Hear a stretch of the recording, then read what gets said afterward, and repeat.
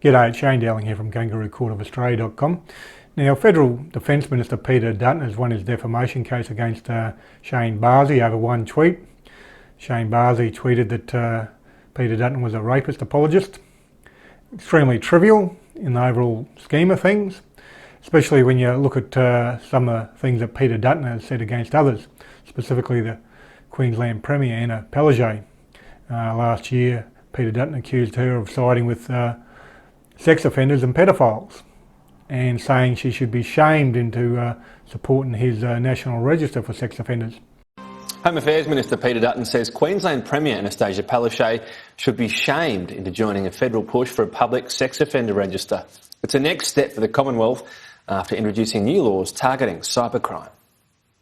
Terrorists, pedophiles, organised crime groups and drugs and weapons deals. The sewer of the internet is the dark web. The federal government has introduced new laws allowing cyber police officers to clandestinely control computers linked to criminal networks. Child safety is a key focus. Between April and June of this year, the Australian Centre to Counter Child Exploitation saw a 163% increase in the amount of child abuse material that was being downloaded. The Minister has been pushing for a national public register of sex offenders. The states would have input, but Queensland isn't showing any interest. Why Premier Palaszczuk's siding with and protecting pedophiles and sex offenders is just beyond anyone's comprehension. It's for her to explain. Child advocates are pushing for Queensland to sign up. The Commonwealth may well just go ahead with this ourselves, use the data that we have available to us, and then the other states, have varying degrees. The register provides basic information and allows caregivers to check on individuals they may be concerned about.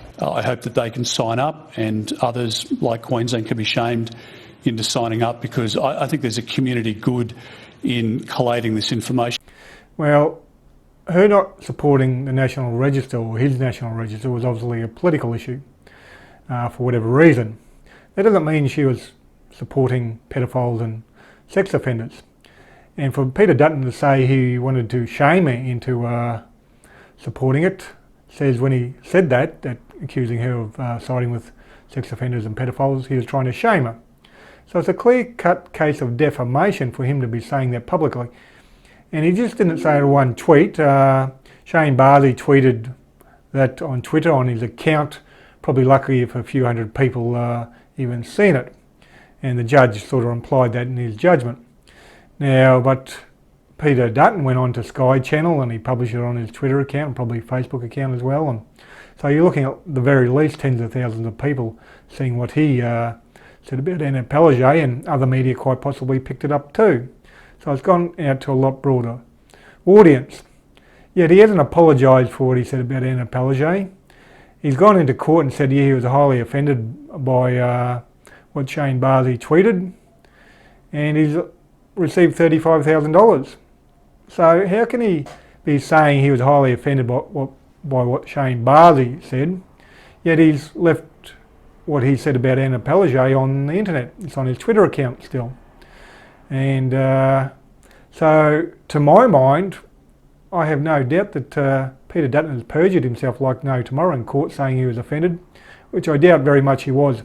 He spoke on the radio recently saying he was going to start instituting defamation proceedings. So he looked for probably the weakest target, making sure it didn't grow into other allegations against him. So by choosing Shane Bazzi, only dealing with one allegation. If he had sued me for defamation, well, he's got a lot bigger problem, because I've made numerous allegations against him. Electoral fraud, lying about why he left the police force, the Queensland police force. He was there almost 10 years and all of a sudden left.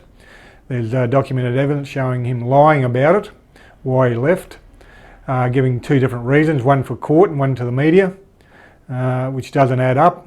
I also accused him of being protecting pedophiles, because when he was Minister for Home Affairs, they talk about bringing in new laws to protect children from pedophiles, but it was all smoke and mirrors, because they might be bringing in new laws, but they don't back it up with the sentencing. Judges are letting pedophiles off with suspended sentences or 3 months jails for raping 3 boys, etc. Now, one of the dangers that Peter Dutton has found himself in is that, yes, he can say he's won over one tweet, but the question that's got to be asked is why hasn't he sued myself and other media that's also made allegations against him?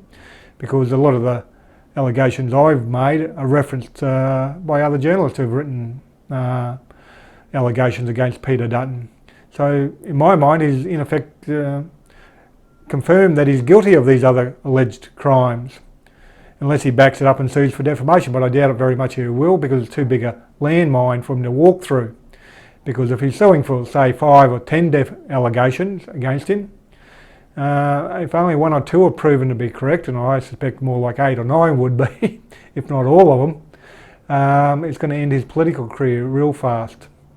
Now, I'm writing an article on it, so make sure you visit my website, Kangaroo Court of Australia, and read the article. We'll have links to further information, also links to the judgment.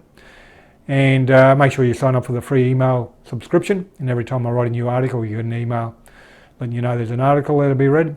And make sure you subscribe to my YouTube channel. Other than that, thank you for your time and have a good day.